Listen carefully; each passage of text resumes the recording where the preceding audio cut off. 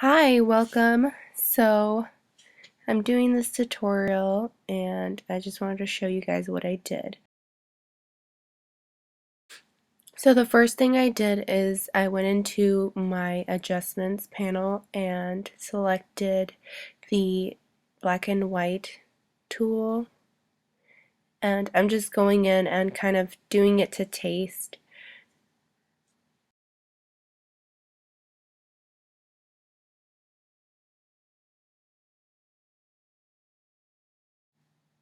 After I get a pretty basic base for my image, I go in and I invert the mask. Here I accidentally clicked on the selective color instead of doing the black and white again. So here I will be creating a higher key kind of edit, so I can go back and forth versus the dodge and burn tool.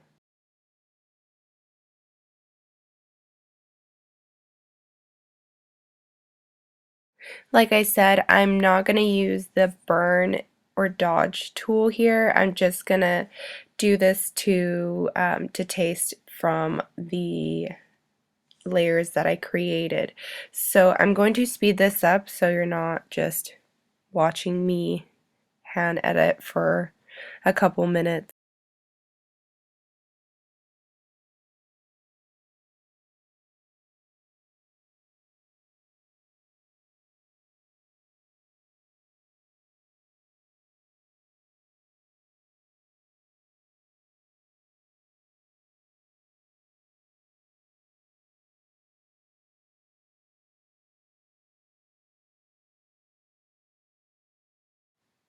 So here I'm just merging these two layers for no specific reason, just to make it look tidier.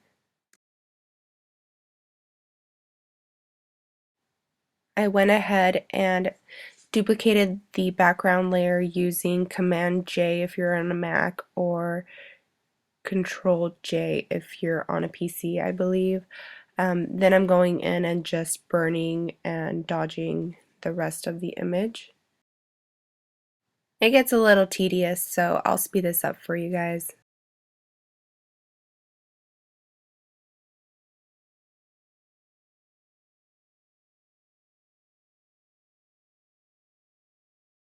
I'm just playing with the different blending options. You can use anything you like. I just happen to really like seeing what I can do with different kinds.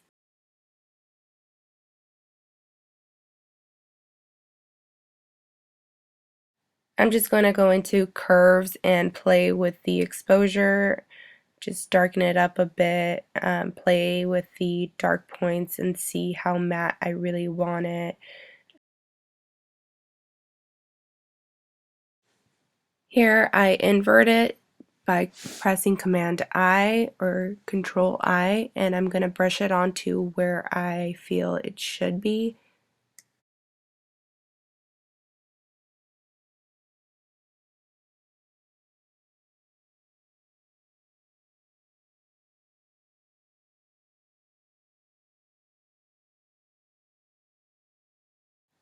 To continue editing correctly, all I really wanted to do was um, add another one of the black and white layers, just so when I go through my basic, I didn't want to see the color, I wanted to see the black and white.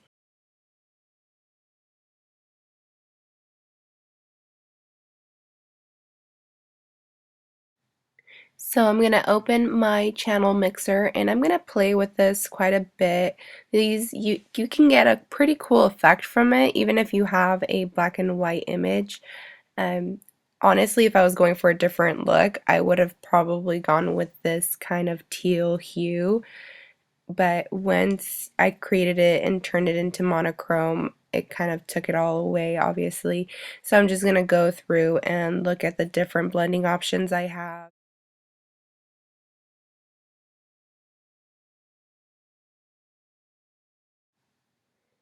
Once I got to screen, I noticed that I really liked that, kind of using it for a fill light on the image, only going and painting it on her skin.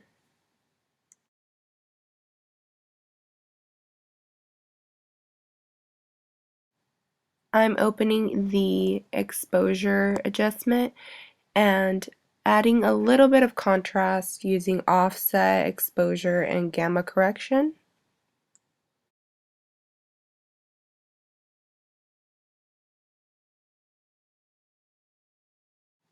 I then invert the layer and go ahead and paint it onto where I see fit.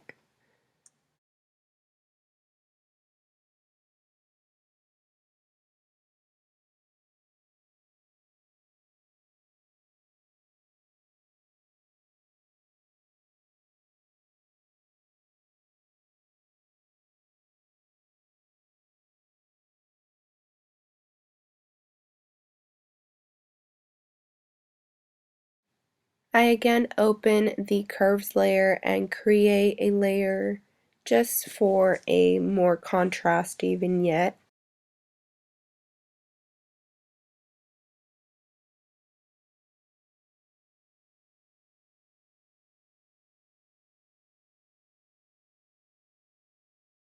I then go and paint that onto whatever I feel should be darker, the outside of the image or her hair.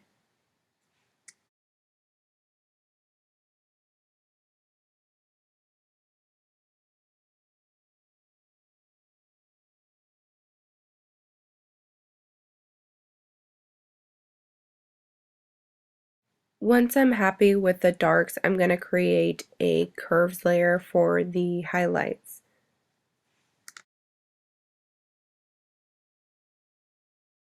Again, I'm just going to fast forward this part. It's kind of boring.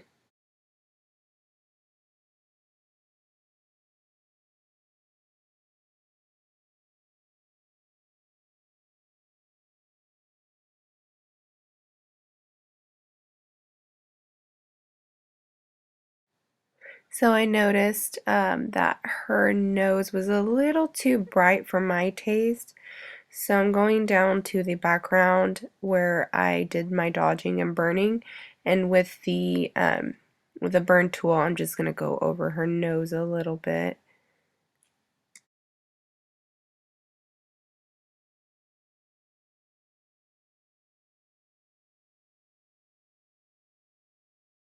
So I just created a blank layer, and I'm going to select the skin color that's the most medium range out of her whole face, and I'm just going to go over her nose a little bit more to take away most of that brightness that I keep seeing. And I'm doing so with just a regular brush, no fancy anything, just kind of painting it on with my brush tool.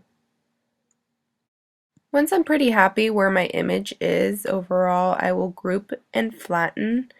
I accidentally grouped and flattened before I took a screenshot. That way I could have gone back and actually manipulated the image more if down the road I feel like something was off. So I suggest that you always screenshot and then group and flatten. That way you can always come back. Originally, I wanted to add a Gaussian blur all over my skin, but I noticed once I was doing it that I kind of wanted more of a light fill and more of a proper skin look, if that makes any sense. So I went in and I went to my Beth photography collection, and I used her skin smoothing, which is amazing. I'll post a little link down below of where you can purchase this. The action itself is actually pretty light-handed. It will make your skin buttery without losing a bunch of detail. So I have it here at 100%, but I will tone it down later on. It does help a lot with illuminating skin, making it more radiant, and just everything you want skin to be and more.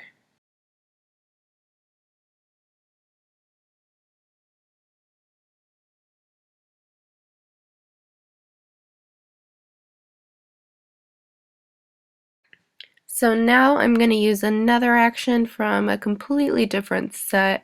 This set is I believe, one of the Greater Than the Gatsby sets, and this is the action Whiten Eyes. I'm not sure exactly which set it's in, but once I find out, I will link it down below. This action actually brightens your image and also adds this purifying kind of look to it. And then I ran over top the Brighten Eyes Blue action from the same set, and this one adds a lot of sharpening and clarity to your eyes or wherever you're putting this action. Um, you can also use it as a highlighter. I use it sometimes for above the brow, for the nose, the lips. It kind of just defines whatever you brush it on.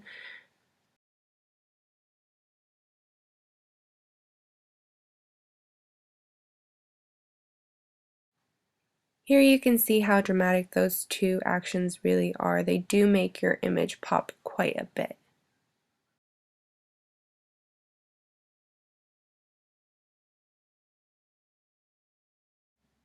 And again, just flatten that.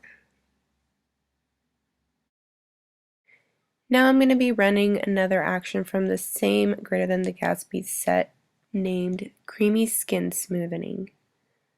As you can tell, as I'm painting this on, it gives kind of a warm hue to it. This is because the action actually has a warm filter on it. I'll change this in a few minutes.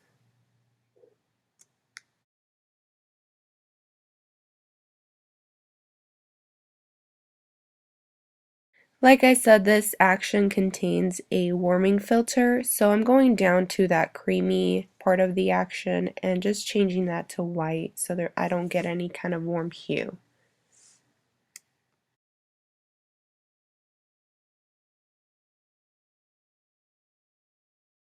Once I'm happy with that, I will go ahead and flatten. Now I'm going to run the action Hair Highlights from the same set.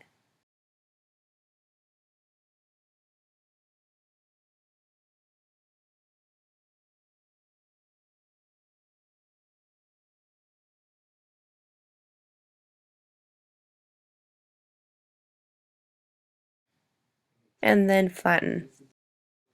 Here is a snapshot before and after. So here's the before and here's the after.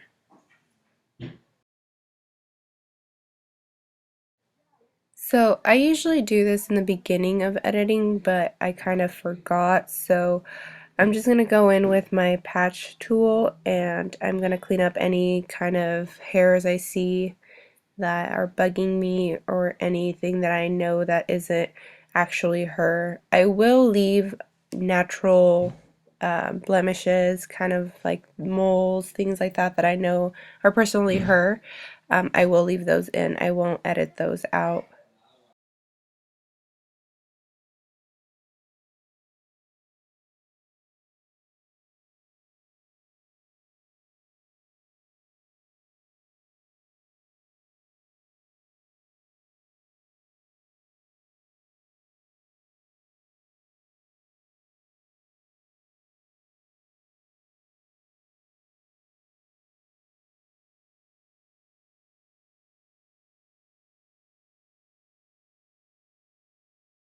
Here I'm just painting back some of those hairs just to make it a little bit more natural.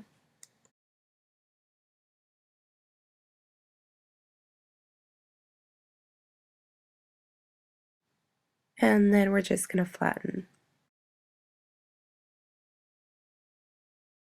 So all I'm going to do now is again duplicate that background layer.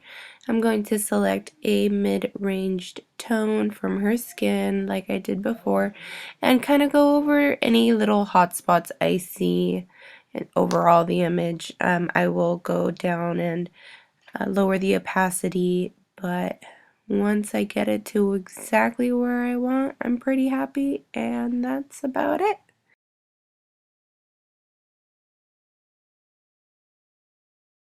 I want to thank you all for watching, and I will see you on the next one.